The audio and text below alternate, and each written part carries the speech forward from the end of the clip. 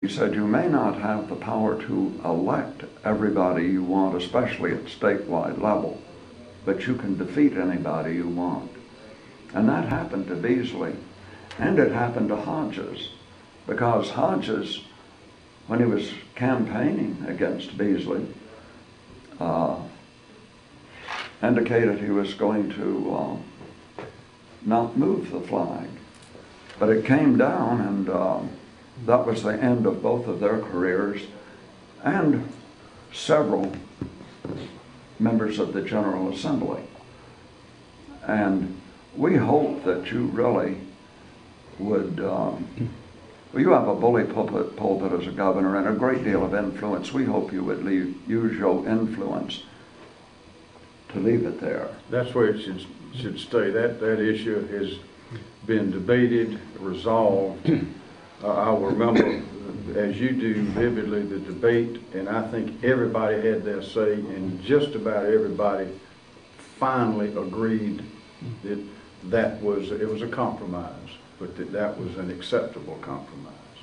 And I think it is, I would not move it. I think that issue has been resolved. Well, do you agree it really does not hurt the state? And I'd like to make just one statement there. I have talked to tourists from up north that come down here, and they want to see the South when they come to South Carolina or any of our other deep southern states, because they know we are a different culture and not only have a different way of talking, but also living. And the NCAA and the state newspaper says we're costing jobs, but Boeing came, Michelin came, BMW came. And there are plenty of more going to come too. And you know Ursula's German, of course. And, she pointed out to me just 3 or 4 years ago, there was a little company with probably a dozen stores in South Carolina called Aldi, that is right from the little town where her family lives. Called what? Aldi. It's a grocery store. It's a German grocery about store. Aldi's, you can save a ton of money buying groceries. I'm going to tell Peggy. It's a very nice It's within 100 miles, she'll go there. It's got. We were there yesterday. and started by Germans. So I think probably the flag is at worst neutral and at best a drawing card. I think it's part of our history, and I think that the people who come to South Carolina, primarily because of the historical aspect of the state, they want to see the things that we have. In fact, I've read about it in the tourism industry, which by the way, I'm thinking that if I'm elected, I think I would like to separate the Department of Parks, Recreation, and Tourism. Tourism has become such an economic engine for us that we might ought to have a separate department for that that works with the Department of Commerce. But I know that people are fascinated by the history of South Carolina. They want to go to the battlefields. They want to read those plaques. They want to see those things. They're always looking for the stars on the side of the State House where the cannonball hit, and they want to know where they came from. And of course, there's a marker over there across the river. People are fascinated by those things. The Revolutionary War, the old Sheldon Church, now all those things. And it's a part of our history, and I think we ought to celebrate it. Oh, and yes. I think I have read where the people involved in tourism say that those are things that people come here to see. For 7 years, the Wade Hampton SCV camp has had a Wade Hampton memorial service at Trinity Cathedral. And from there, we go to the gravesite of General Hampton. Then, led by reenactors, we walk across the street to the equestrian statue of our hero, and then there is a rifle salute and an artillery salute.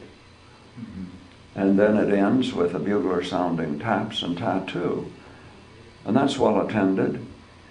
It's not well publicized because the mainstream media, for the most part, won't mention it. The state tried one time in a rather derogatory article to make people aware of it, but other than that, people just come on their own. But I have just one other question I'm going to ask you. As you know, last week, the General Assembly passed Senate Bill 424, which states, as you stated earlier, that bills passed by the federal government, which clearly contradict the 10th Amendment, should not be the law in South Carolina. I realize under the present circumstances, it will be very difficult to enforce that law, but with your background as Attorney General for so many years and an attorney before that,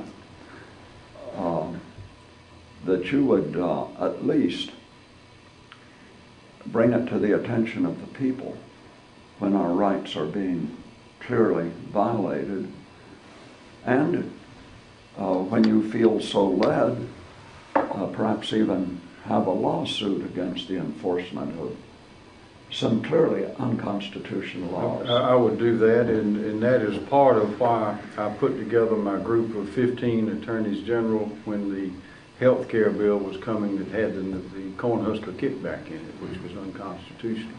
Yes. Remember, that was the one where Medicaid was to be expanded at the expense of the states, of course, everywhere except Nebraska, which would be extended there in perpetuity and forever at no cost, and all the other states would pay for their share, of course, and that was in order to secure the vote of Senator Ben Nelson. And he was the 60th vote, as you remember.